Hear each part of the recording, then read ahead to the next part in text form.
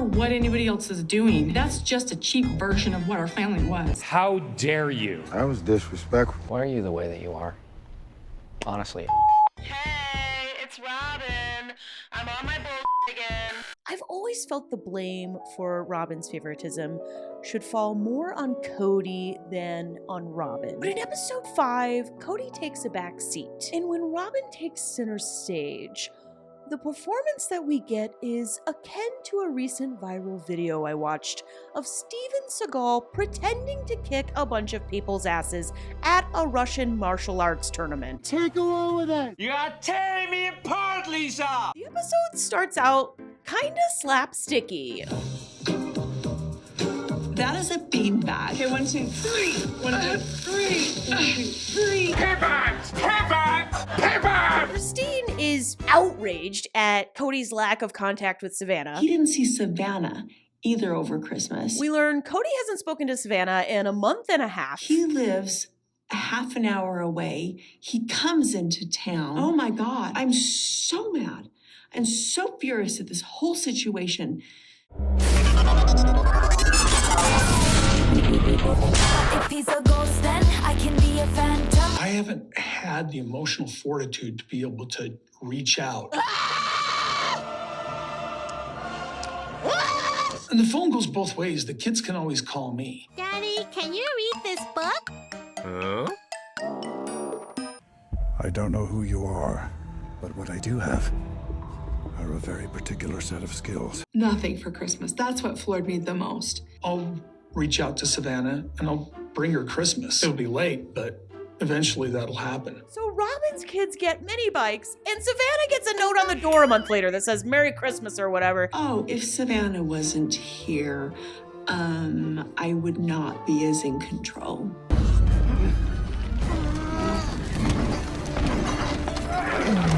I just remember what it was like for so long being married to him and not feeling any hope.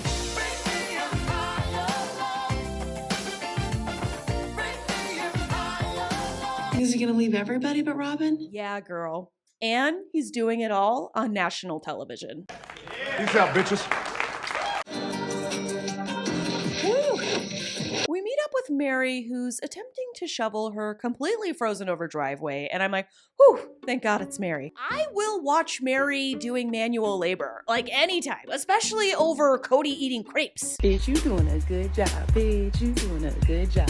Bitch, you doing a good job. Bitch, you doing a... I mean, even Robyn is a little turned on. Work it! So Robyn's coming over today. I think she just wanted to chat a little bit. Not a chance in hell Robyn wanted to chat. Production called her up. They were like, get the hell over there. The most exciting thing that's happened in 2 years is going down. Meri is shoveling her driveway, and I need you to chit-chat. I think we're just gonna chit-chat. We revisit the sibling Christmas gift exchange text drama. She and Cody decided that they weren't safe anymore doing the sibling exchange. Look at Robyn's face when producers tell her what Christine has just said. She's like, I never expected my own words to come and slap me in the face like this. It's like I'm jogging braless and Christine and Janelle are my boobies, just slapping me in the face constantly with my own words. I didn't even know Isabel was in town. Really? And there's not a lot of communication. It's sad, it's hurtful. I thought she knew about it, and I felt really bad. God, Meri really is an outsider. She doesn't even get to be in the fights. I'm like, oh, so the 30 years prior to that was all just a big lie? I mean, I don't know. Like, tell me. I've only been here for part of it. Robyn's fake laughter is especially excruciating this episode because she's so full of shit. I've only been here for part of it. I'm also accusing you of basically scamming me. So it's kind of awkward. When I came into the family, I saw what I thought was a fairly cohesive family. They talk like it was so bad. And I'm like, well, I didn't see that. I didn't see all the problems, which is weird because you would have thought somebody who lived 4 hours away and, never sees the family, you would have thought that person would see it all. Then When Christine asks Janelle what the status of her marriage with Kody is, Janelle responds the way I respond when my wife asks if I want Chipotle. These are the noises Kody brings out of women. But then when I talk to him, I'm like, oh, I sort of remember the old Kody. You are... That's just nasty. Because I don't really believe I could have a divorce unless, I don't know. I think that pretty much means we're separated, but I don't know. We've never actually said the words. We're probably still married. Janelle doesn't even know what's going on. We could be married, or Kody could have divorced me inside his head the way he did Meri, so it's a toss-up. We're back in Meri's backyard, and Meri tells us a little story about a time that Christine was actually the favorite. One of the early Christmases, he was pulling out all these gifts. All the presents were done, and he had given Christine this, and Christine this, and Christine this. Nothing for me. Not one gift. Robyn's like, oh God, I've only ever been the favorite. And what this tells me is that Kody always had a tendency to favor someone. We know from the book early on it was Meri, and apparently despite his absolute disgust with the way she ate nachos, for one Christmas it was Christine. So it kind of feels like Janelle got the shit into the stick for 30 years. I'm pretty sure she was never the favorite. Then Meri is like, I have a secret. I have a secret. You have a secret? I want to tell you my secret now. I see dead people. He kept telling me, you're getting all this extra time. You're like, I'm with you all the time. So I literally started keeping track, and I was less than a third. Oh, I am sure Kody was probably screaming at Meri that she was getting more time than the rest, and I am also sure that Meri was right. And he was probably doing drive-by farts in her section of the house, counting that as seeing her. Hey, I farted in your living room twice a day, at least. It's also proof that Kody doesn't keep track of how much time he spends with each wife. Well, that's really funny that you have that secret, because I have the same one.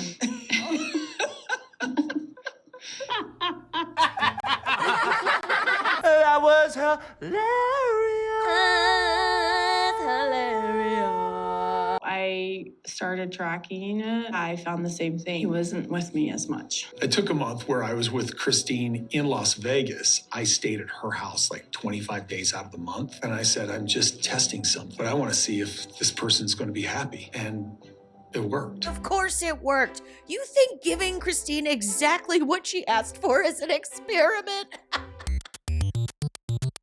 Apparently, because Kody had a little experiment where he spent 1 month at Christine's house more often than the rest, that makes up for spending an entire 10 years at Robyn's. He just preferred to be over at Robyn's house the rest of the time. For 1 month, I got him as much as Robyn got him the rest of the time. Robyn doubles down on playing the fool. What are you talking about? I'm sorry, but I don't know what you're talking about. Are you not ashamed of yourself? Are you not embarrassed? Maybe Kody just leaves and doesn't go to any wife's house. I do know anyone who wants to make plural marriage work has got to be way more transparent about their timesheet. Then, after multiple episodes of Kody and Robyn insisting before COVID, Kody never spent any more time at Robyn's house. But just in case he did. So when we were in Las Vegas, Robyn gave me an office space and a space for my car. If I was in the garage or if I was working in the office, I wasn't with Robyn. There's a reason, a perfectly good explanation for why he did. I'm not saying he did. I'm not saying that is the truth. But if it is true, there's totally a great explanation why. It's because she gave him an office and a garage. And we all know that, like, none of the other houses had garages. I mean, we didn't watch a whole episode where Christine specifically said, I emptied my garage for you. Oh. You're not counting the time that you were at her house in the office or the garage. Sort of how people who go to Vegas and bring STDs back to their spouses don't count it as cheating. Somehow in their heads, they've created this world in the past where I was with Robyn all the time. Cody's like, what happens in Robyn's garage stays in Robyn's garage. I shared my time equally with my wives. Liar! Liar! My kids struggled like crazy, feeling like Kody wasn't around. They talked about it all the time. Has Robyn maybe been watching Christine's confessionals. Also, kind of hilarious that they're all just fighting over who he was a bigger piece of shit father to. What is His biological children. Yeah. Like, he was more absent for my kids. No, he was never there for my kids. He barely saw my kids. He forgot my kid's name. But it doesn't matter, because my favorite line of the whole episode is about to come. She knew that Cody was over at her house more than anybody else's. I know that's right. I'm not going to trust someone who says they want family, yet they are fine with Cody only being at their house. That's not a family. That's monogamy. Oh my God. And all she ever told me was, I'm just jealous of you. You think you can lie to us? We watched the show. The plotline to multiple episodes was Christine trying to be nice to you. She apologized for her jealousy when she probably shouldn't have, because it was totally valid. You were the favorite the whole time. And I just never understood why we couldn't. I tried so hard. I was a sweet, perfect angel. I was not ready for this slam from Christine, but God, did I love it. But I want you to know, I would have rejected her friendship anyway. It's just business. Because I couldn't trust her. We revisit this conflict that goes way back to when Christine and Cody took their therapist on their anniversary trip. Oh my God. And Cody revealed he wasn't attracted to Christine because she needed to be nicer to Robyn. He's basically saying, because you're not the best sister wife with Robyn, I'm not interested in having a relationship with you. Who had a great relationship with Robyn for years, yet he wasn't attracted to her? Oh yeah, that'd be Meri. He's full of Yes! Yes! Oh my God, thank you, Christine! He is full of Robyn comes into the family and Meri gives her flowers. She rolls out the welcome mat. She treats her like royalty. Cody says himself, Meri welcomed Robyn in kindly. And how did Cody treat Meri? You disgust me. And it wasn't ever really about Robyn. Sorry. Nobody believes it wasn't about Robyn. Like, it's so obviously always been about Robyn. Even when Cody is talking to Nathan, he's like, oh, I'm so worried about my behavior around Robyn. I think that Cody is going to constantly be running around Robyn in her life for the rest of his life. Christine is just giving us a sermon. She's right. They both said on the record he's not going to look for more wives. You know why? Because he just wants to be in a monogamous relationship with Robyn. I want answers. I want to understand. What does she not get? I'm stupid. I can't, unable to comprehend the things I see with my eyeballs. It would take everybody's interest and effort. Where did it go? I don't understand. Okay, I know all the money is going towards Robyn's art collection, but maybe we can spare a few $100 just for her to take a couple improv classes. What was that? That was pathetic.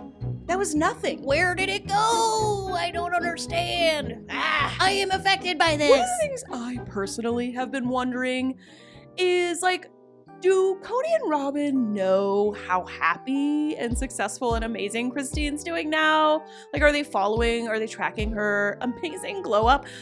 And I think we get our answer here. I don't care what anybody else is doing. They're not, that's just a cheap version of what our family was. She stops herself from finishing the sentence, but what she was going to say was, they're not happy. And to that, I say, What are you talking about?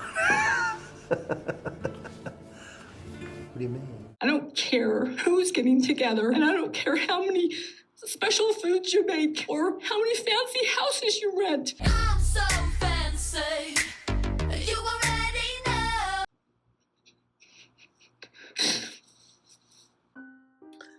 Can somebody just give me a tissue to wipe all the tears streaming down my totally dry face? The PA is like, I think your face is fine. I said, give me a tissue. I need a reason why my family got blown to smithereens. She totally knows what the reason is, the same way I know the reason we're out of Oreos right now.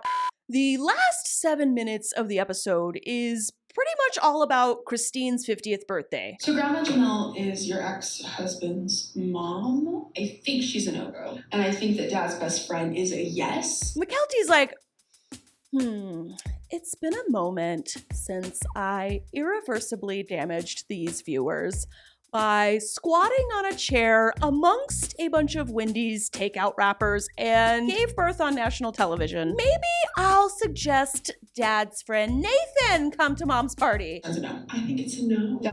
No. Meri heads up to Lizzie's Heritage Inn in Utah, and we find out Christine ain't the only one moving to Utah. I am going to move my clothing business to Southern Utah. I don't know what it's going to do, you know, within the family. And maybe it won't do anything. Maybe everybody will be like, peace out, sayonara, bitches. You know? He's not going to give a flying rat's ass. She's like, there's a chance nobody will notice. I could probably just leave and would never hear a peep from anyone. Robyn has been very, very clear with me and been like, please don't leave. Please don't leave me. Don't leave me to do this alone. Robyn's like, please don't make me raise Ari and Saul alone.